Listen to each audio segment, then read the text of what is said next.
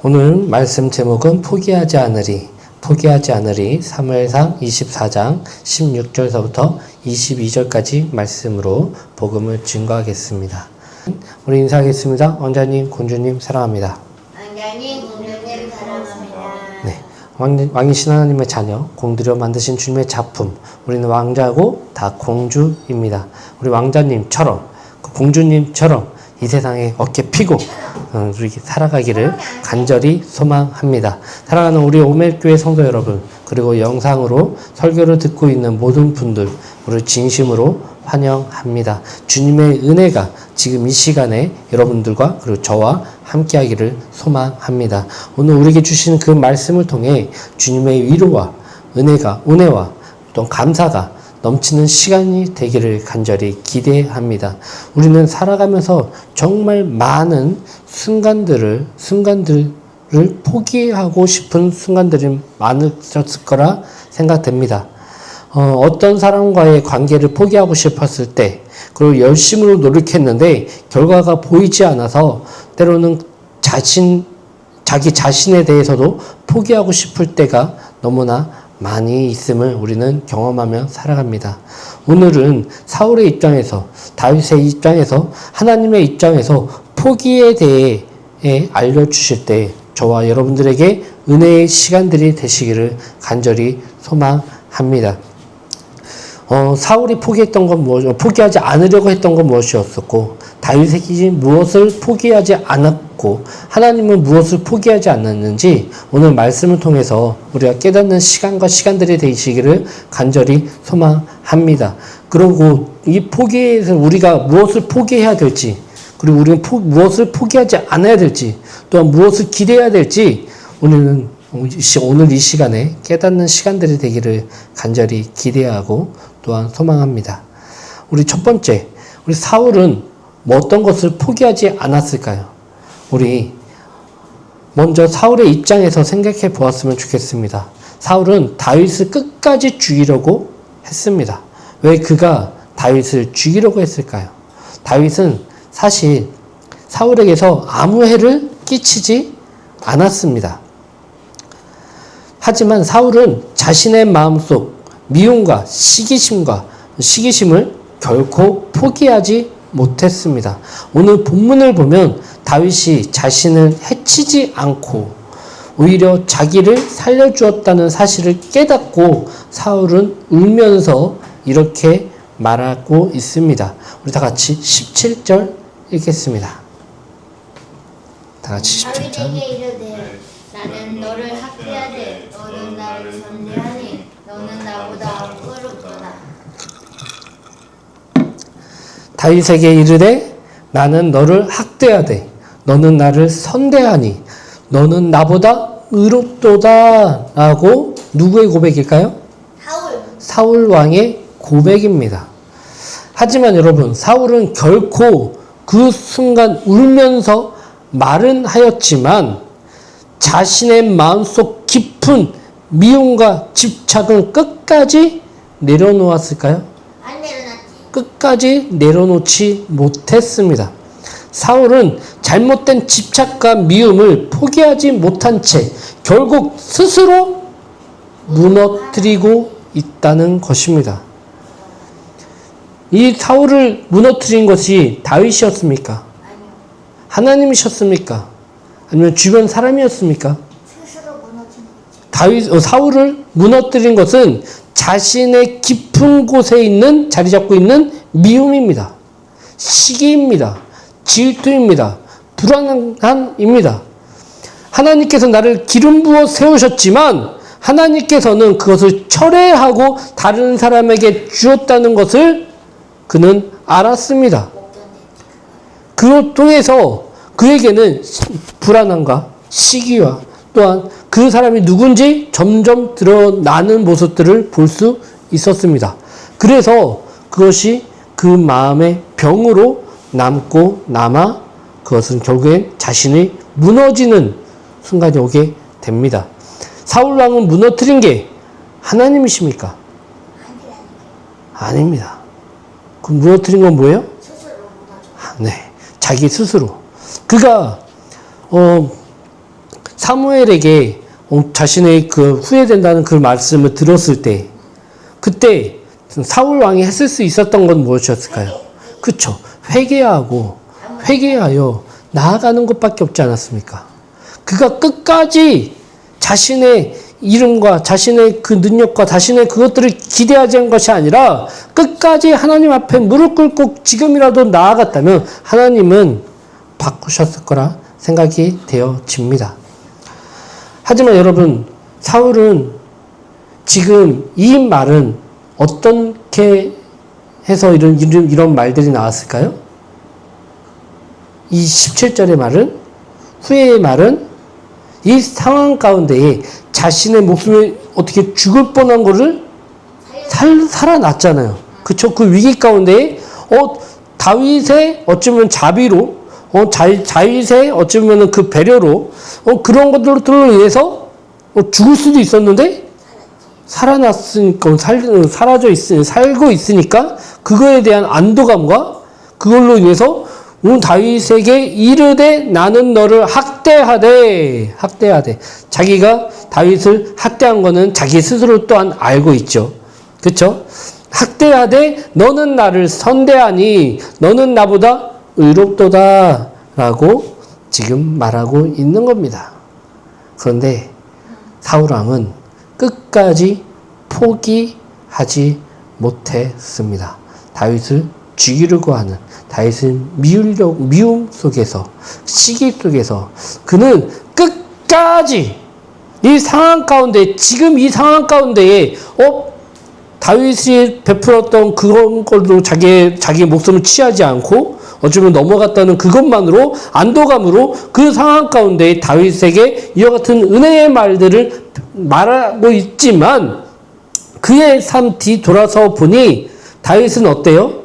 그에게는 아직까지도 시기의 대상이고 질투의 대상이고 또한 미움의 대상이고 죽이고자 하는 마음이 아직까지도 가라앉지 않은 그 마음의 상태로 끝까지 가게 된다는 것입니다. 사랑하는 성도 여러분, 포기의 반대말은 무엇이라고 생각하십니까? 포기의 반대말은 어찌 보면 도전, 인내, 지속, 끈기, 지킴, 고수 등이 있을 것 같습니다. 가장 흔히 쓰이는 반대말은 어쩌면 끈기라고 할 수 있습니다. 도전 그리고 끈기, 이게 포기의 반대말이지 않을까 생각이 되어집니다. 포기란 무엇입니까? 포기란 중단하거나 그만두는 것입니다. 도전이란 어려움에도 불구하고 계속 시도하거나 맞서는 것입니다. 끈기는 포기하지 않고 꾸준히 계속하는 것입니다. 인내란 어려움이나 힘든 일들을 참아내며 계속 나아가는 것입니다. 사울은 끝까지 포기하지 않았던 것은 무엇이었을까요? 다윗을 끝까지 시기했습니다. 그의 죽음 앞에서까지도 그는 끝까지 다윗을 시기, 질투, 불안한 그 속에서 포기하지 않았습니다. 사울은 다윗을 죽이고자 하는 마음을 포기했어야 했습니다. 그런데 그는 끝까지 그 마음을 포기하지 않았다는 것입니다. 끝까지 끈기 있게. 근데 사울이 왕이 살고자 하면 그 마음을 내려놓았을 때 그가 살 수 있었습니다. 안 그렇습니까? 누군가를 미워해 보십시오. 그 미움의 대상도 힘들겠지만 그 미워하는 사람 또한 힘든 것이 사실 아니겠습니까? 누군가를 질투해 보십시오. 그 질투하는 사람은 누가 더 힘들까요? 질투 당하는 사람이 힘들까요? 질투하는 사람이 더 힘들까요? 물론 질투 당하는 사람도 힘듭니다. 짜증납니다. 그런데 그 사람은 안 보면 되죠. 응? 안 보면 되고 뭐 하면 돼요. 그런데 그 질투하는 사람들을 보면요, 계속 잘 때도 생각나고 먹을 때도 생각나고 뭐 이렇게 짜증이 충만합니다. 그래서 마음에 병이 생기잖아요. 우라병 막 이렇게 하고 막 이런 병들이 생기잖아요. 화병 막 이런 것들 생기잖아요. 그게 왜 그런 거예요? 포기하지 않아서 그런 거 아니겠습니까? 누군가를 미워하면 미워하는 마음을 내려놓았을 때 어찌면 그것이 회복이 일어나요. 안 그렇습니까? 부부 관계에서도 마찬가지 아니겠습니까? 포기한 지 오래예요. 누군가를 우리 부부 관계에서도 신혼 때에 어떤 상처 주었던 사건이 있어요. 그런데 이제 나이가 이제 80이 넘어도 뭐 해도 그때 얘기를 하는 사람들이 있어요. 그때 나한테 왜 그랬어? 뭐 했어? 막 끝까지 평생 나한테 젊었을 때 상처 줬던 것이 평생 달고 다니지 않습니까? 어쩌면은 그 상처 때문에 누군가 부모님을 미워하는 마음들이 계속 끝까지 가는 사람도 있어요. 나에게 이런 상처를 주었던 부모님을 끝까지 미워하는 마음이 내려놓지 못하고 하는 사람들이 있단 말이에요. 저는, 그거는 누군가의 쉽게 트라우마가 생긴 거는요, 쉽게 이렇게 치유가 되지 않는 것을 또한 깨닫게 됩니다. 저는 생선 가시를 때문에 상처를 받아서 생선 물고기를 이렇게 조린 거라든가 아직까지는 조린 거는 먹지도 못해요. 네, 조린 거라든가 생선 이런 것들을 먹는 게 굉장히 꺼려집니다. 네, 제가 결혼할 때 첫 번째 보는 게 무엇인지 알았어요? 전제 조건이 뭔지 알아요? 네, 생선 가시 발라주는 여자. 이거는요, 누군가 나한테 생선 가시를 발라준다 그래도 내가 그 자매를, 그 여자친구를 믿지 않으면 그것을 마음껏 먹을까요? 못 먹을까요? 못 먹겠죠. 왜냐면 저는 그 생선 가시에 대한 어쩌면 아픔이 있어서 그거를 딱 하면은 그것 때문에 굉장히 먹는 게 두렵더라고요. 근데 어쩌면 그런 거에 그거를 그 상처를 준 사람이 누구예요? 어쩌면 저희 아버지시거든요. 아버지를 통해서 그 트라우마가 생겼어요. 그거를 준 사람을 용서하는 게 쉬울까요? 어려울까요? 이거를 치료하면, 아직까지는 저는 그 트라우마 때문에 생선을 잘 안 좋아한다니까요. 그럼에도 불구하고 그 상처를 준 그 사람을 용서할 수는 있을까요? 없을까요? 있어요. 물론 아직까지 그 아픔 때문에 뭐 때문에 두려움 때문에 그걸 할 수는 있지만 그럼에도 불구하고 그것을 상처는 받고 자국은 남았지만 그 상처를 준 사람을 이해하고 용서하고 할 수 있는 것이 있단 말이에요. 그럼에도 불구하고 우리는 그 마음들이 있다면 우리는 쉽게 포기하지 못하더라도 포기해야 그 자신이 삽니다. 사울이 살 수 있는 것은 다윗을 미워하고 시기하고 질투하는 것을 포기해야 돼요. 그의 마음속에 어찌 보면은 이제 다윗에겐 기름을 부었잖아요. 이건 돌이킬 수 없는 거잖아요. 그렇죠? 그렇다면 그것을 인정하고 사울 왕은 다윗을 인정하고 나아가야 되는데 인정하지 못하는 것은 그의 마음속에 포기가 안 되기 때문이에요. 포기가. 용서는, 위로는, 회복은 이 포기 가운데 나타나는 것입니다. 포기할 때 치유가 일어나고, 포기할 때 회복이 일어나고, 포기할 때 또한 관계가 역전될 줄 있을 줄 믿습니다. 우리의 삶 속에서 사울과 같은 삶을 살고 있는 사람 너무나 많지 않습니까? 어떤 것은 포기하지 않기 때문에 그것을 끝까지 나아가는 사람이 있어요. 돈은, 명예, 성공, 그것들을 끝까지 포기하지 않고 나아가고자 더 내가 갖고 있는 것들을 더 움켜쥐고 하면서 살아가고 있는 사람들이 있지 않습니까? 사울은 포기해야 될 사람이었습니다.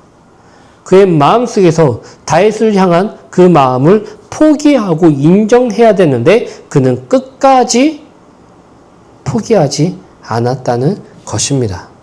물론 그 상황 가운데에 위기를 벗어나고 했을 때에는 그에게는 그 말이 진심으로 나올 수 있었겠죠. 근데 다윗을 향한 그 미움이 끝까지 포기하지 않으니 뒤를 돌아보니 다윗을 향한 그 미움이 더 쌓이기 시작한 거 아니겠습니까? 다윗은 또한 다윗을 한번 보기를 원합니다. 자, 이제 다윗의 상황을 한번 생각해 보십시오. 그는 지금 사울에게서 계속해서 쫓기고 있었습니다. 그런데 오늘 본문을 보면 다윗에게 큰 기회가 왔습니다. 사울은 자기를 쫓다가 동굴에서 무방비 상태로 있었기 때문에 다윗은 그 순간 사울을 쉽게 죽일 수 있는 기회가 찾아왔다는 것입니다. 하지만 다윗은 그 길을 선택하지 않았습니다. 그 이유는 무엇 때문이었을까요?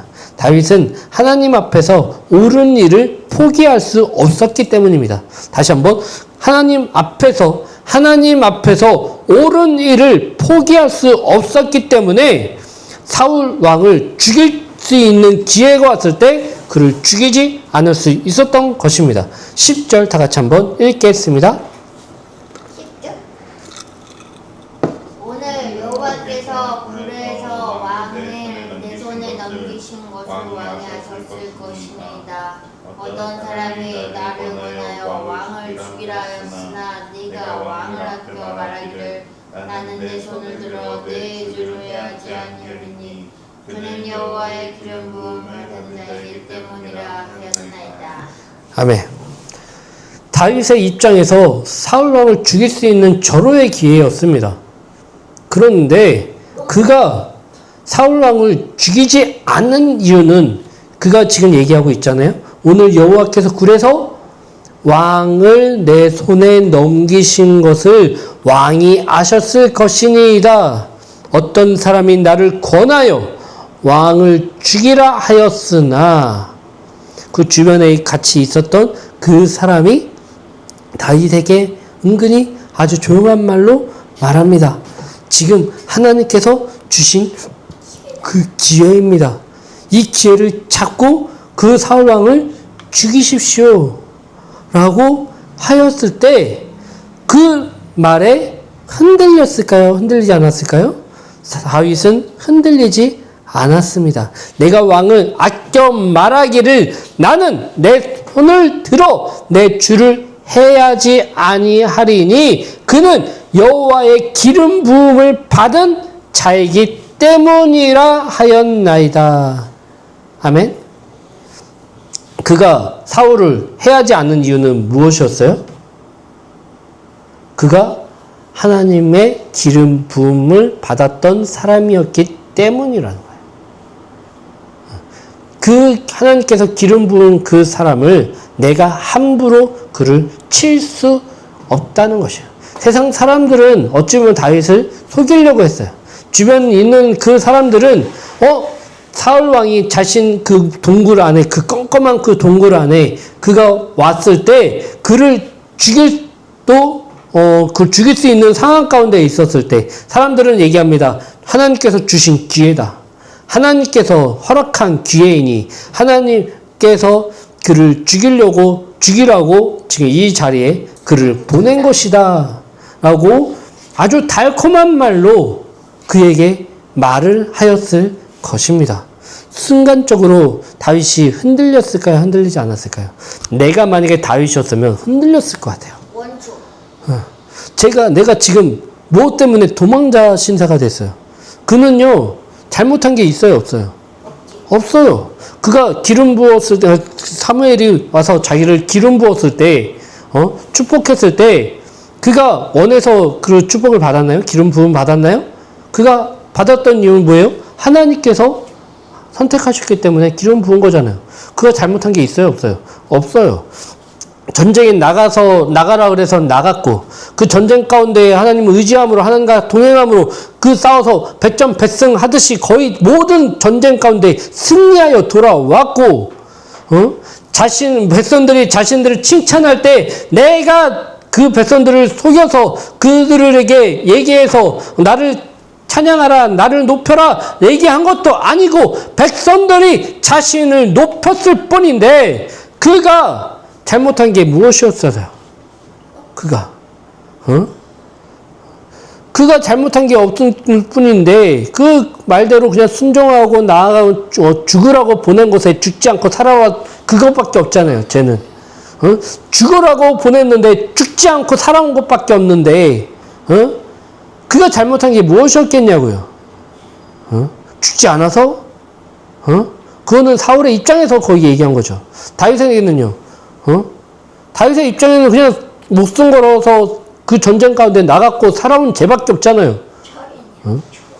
살아온 죄가 뭐 죄예요. 전쟁 가운데 이스라엘 대표해서 나가서 전쟁 가운데 승리하고 온 건데 칭찬해줘도 못할 거기에 그 전쟁 가운데 또 돌아온 거기에게 창을 들면서 자신의 목숨을 죽이려고 했던 그 장인어른의 모습을 보았을 때 왕의 모습을 보았을 때 얼마나 무서웠을까요? 그리고 자신의 이 도망자의 신세로 이제 되었을 때 끝까지 자기를 죽이려고 쫓아오는 그 모습 가운데 얼마나 두려웠을까요? 얼마나 아팠을까요?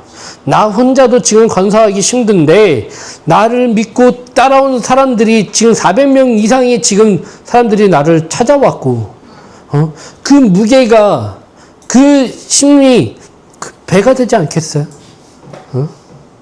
그 가운데에 도망자가 그런 많은 사람들을 끌고 어디를 가는 게 쉽겠냐고요. 나 혼자 가는 게 낫지. 이제 100명, 400명이 이제 식사거리도 이제 뭐 할 거 거리도 이제 막 걱정해야 되는 그 상황 속에서 지금 살아가야 되는 그 상황들 속에서 끝까지 나를 죽이겠다고 쫓아오는 그 사울 왕을 앞에 보았을 때 죽이고자 하는 그 마음이 그에게는 안 들었을까요?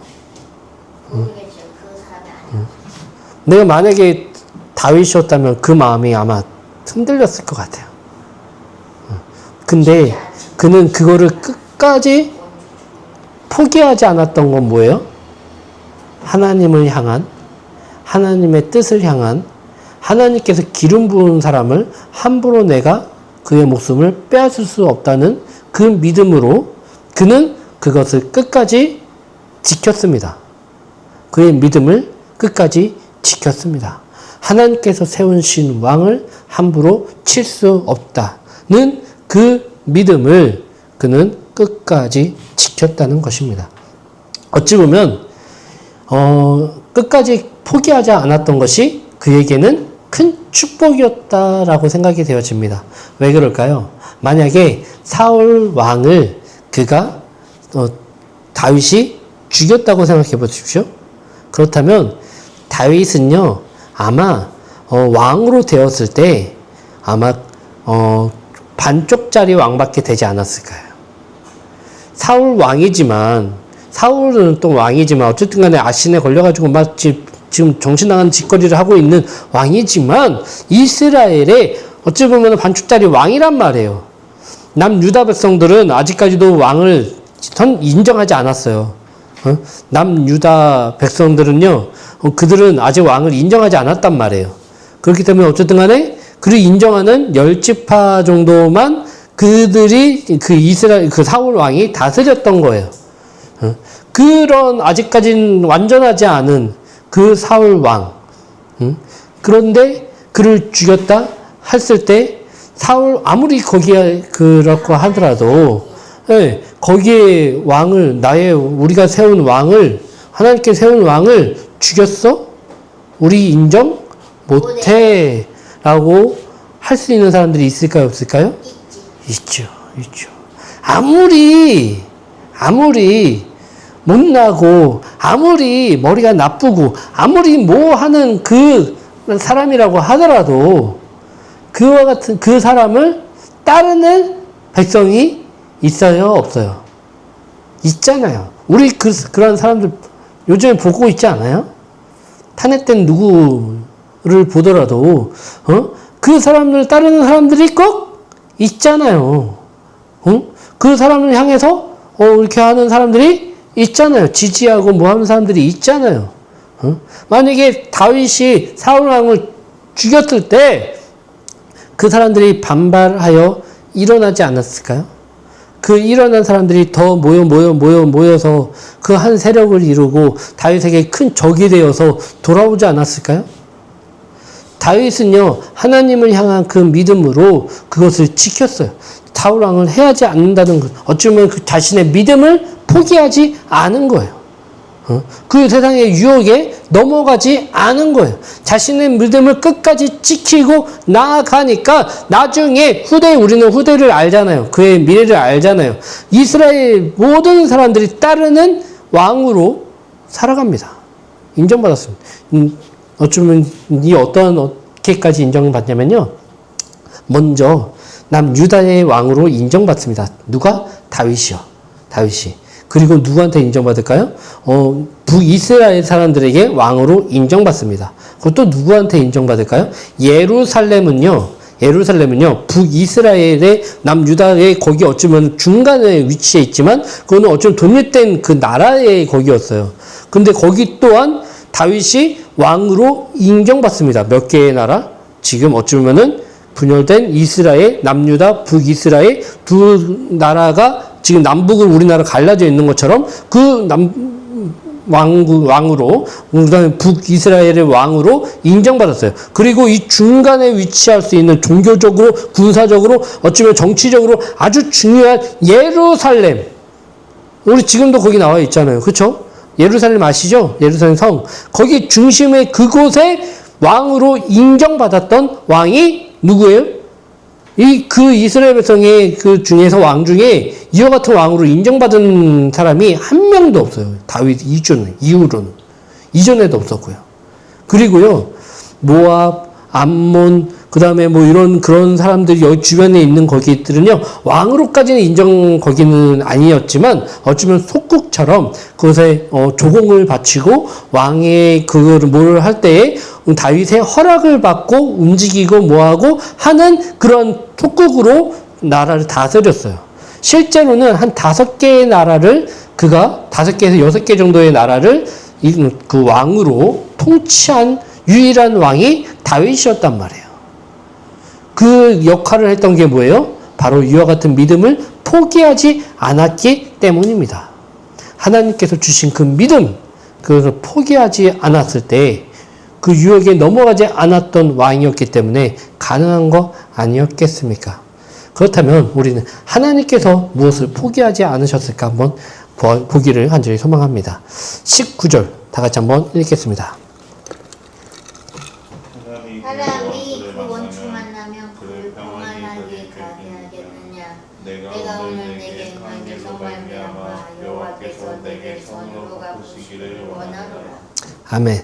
사람이 그의 원수를 만나면 그를 평안히 가게 하겠느냐. 네가 오늘 내게 행한 일로 말미암아 여호와께서 내게 선으로 갚으시기를 원하노라 라고 말씀합니다. 사람이 그의 원수를 만나면 그를 평안히 가게 하겠느냐.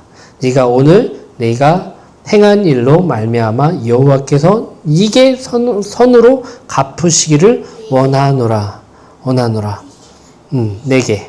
내게 누구에게요? 다윗에게 선으로 갚으기를 네. 원하노라. 누가 얘기한 얘기예요? 누가 말했겠어? 사울이. 그렇죠. 사울 왕이 얘기한 겁니다. 자, 마지막으로 하나님의 입장에서 한번 보겠습니다. 하나님은 이 모든 상황을 지켜보고 계셨습니다. 사울이 끊임없이 다윗을 죽이려고 했지만 하나님은 끝까지 다윗을 보호하고 지키셨습니다. 하나님께서는 왜 다윗을 끝까지 포기하지 않으셨습니까?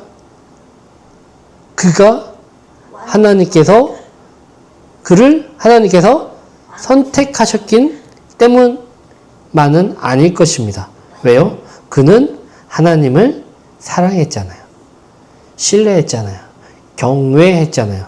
경외가 뭔지 알아요? 하나님을 두려워하는 마음이거든요. 두려워하기 때문에 그의 악행을 이렇게 악으로 갚지 않고 선으로 갚았습니다. 그 악을 누가 갚으실 줄 믿고요? 하나님께서 갚으실 줄 믿고 그렇게 나아갔습니다. 그럼 다윗은 하나님께서 그렇게 이쁘게 보호하시는 거는 이해는 돼요. 그렇죠? 내가 입장에서도 내 자녀가 만약에 그렇게 나를 사랑하고 따르고만 하면 내가 뭐 하나를 더 사주고 싶지 않겠어요? 뭐 주변 사람의 나에 거기에서 나를 믿고 신뢰하고 막 나온다고 생각해 보세요. 그러면 이뻐서라도 뭐 이렇게 뭐 하나라도 더 주려고 하는 마음이 충만할 것 같아요. 그쵸?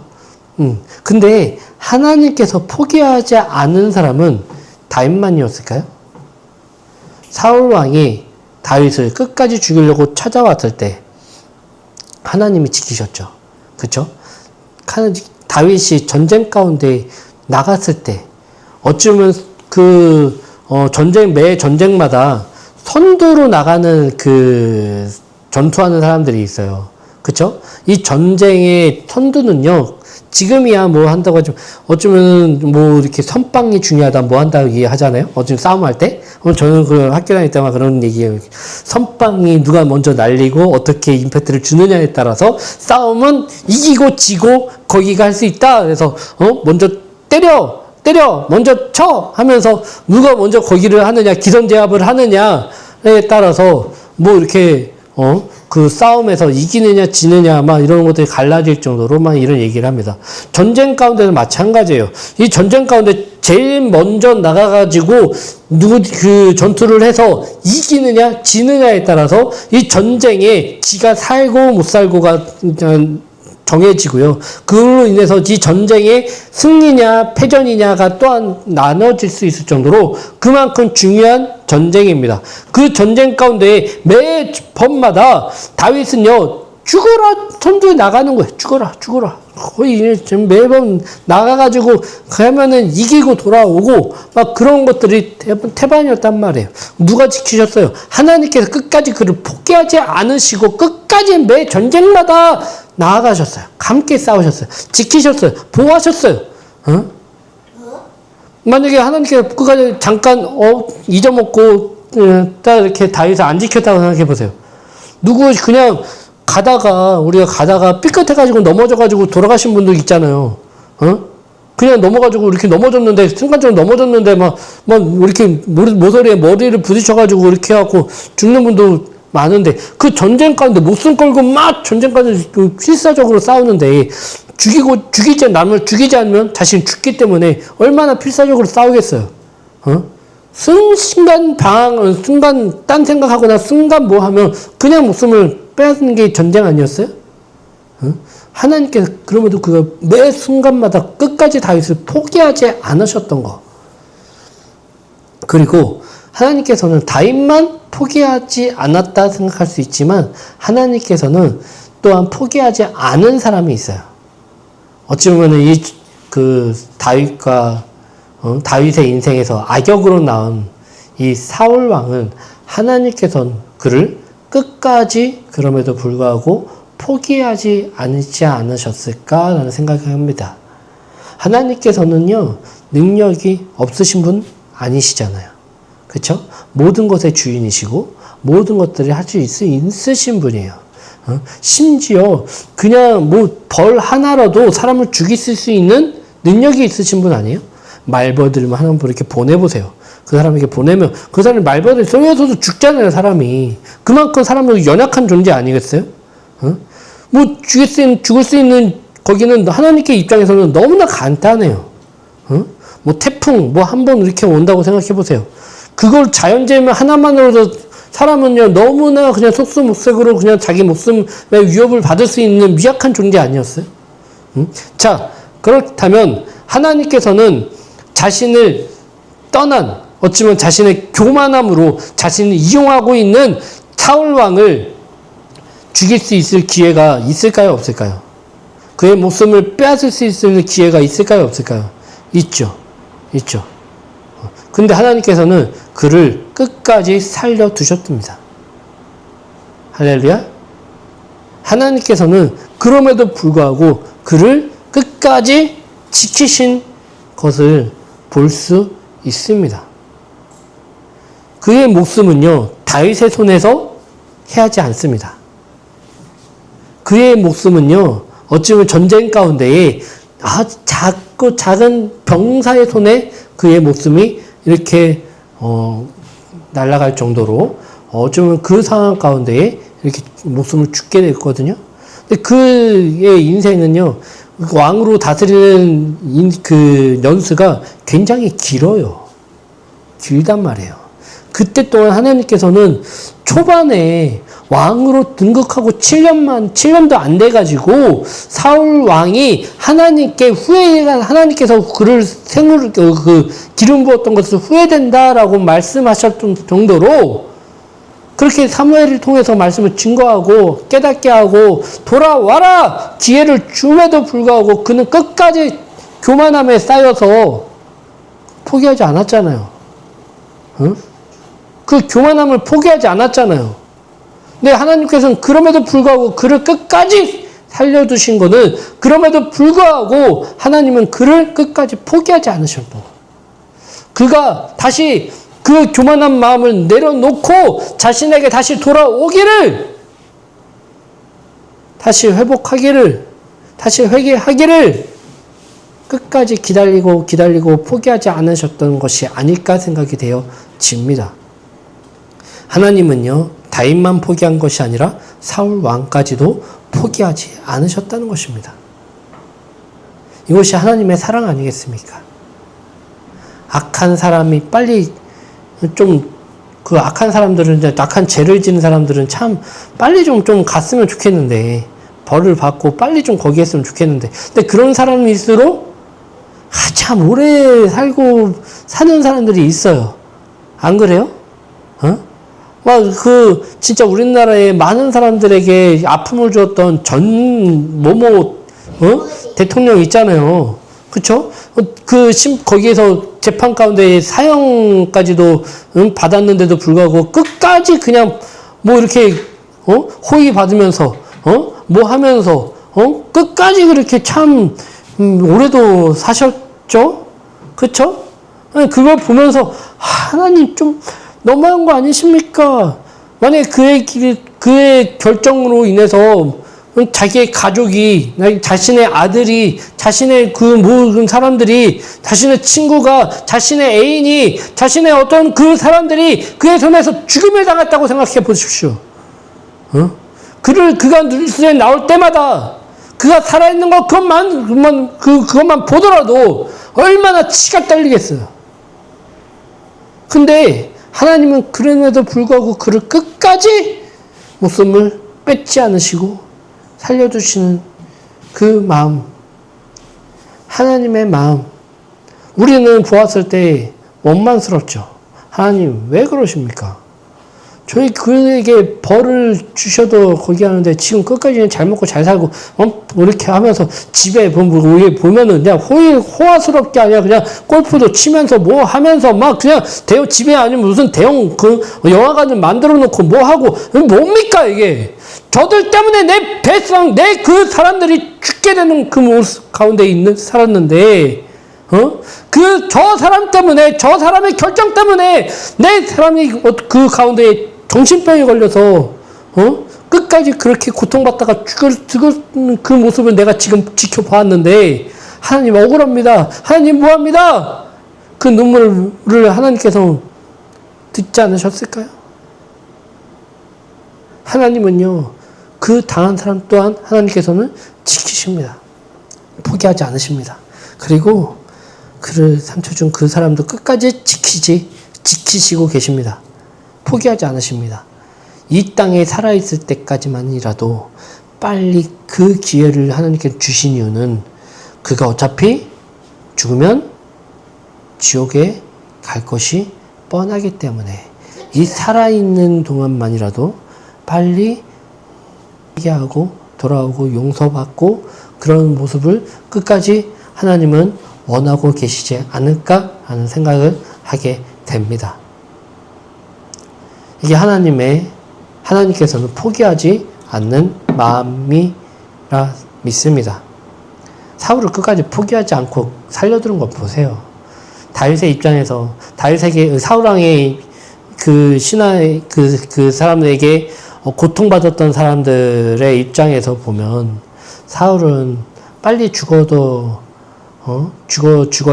될 사람이었는데 하나님께는 그럼에도 불구하고 그를 끝까지 살려주시지 않는 그 모습 가운데 하나님은요, 하나님의 입장에서는요, 그를 그럼에도 불구하고 포기하지 않고, 그 이유는 그가 다시 돌아오기를, 그가 다시 한번 이 세상에서 용서받기를, 많은 사람들에게, 그 상처 준 사람에게 용서를 구하기를, 하나님은 끝까지 그 마음을 포기하지 않기 때문에 기회를 주고 계신 것 아니겠습니까?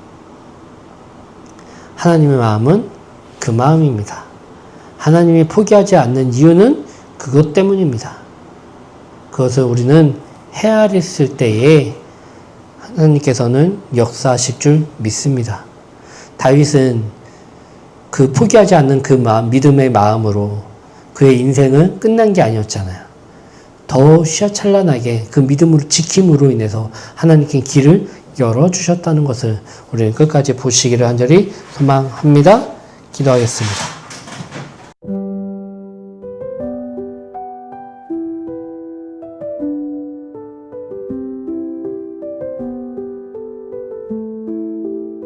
새로운 시작이야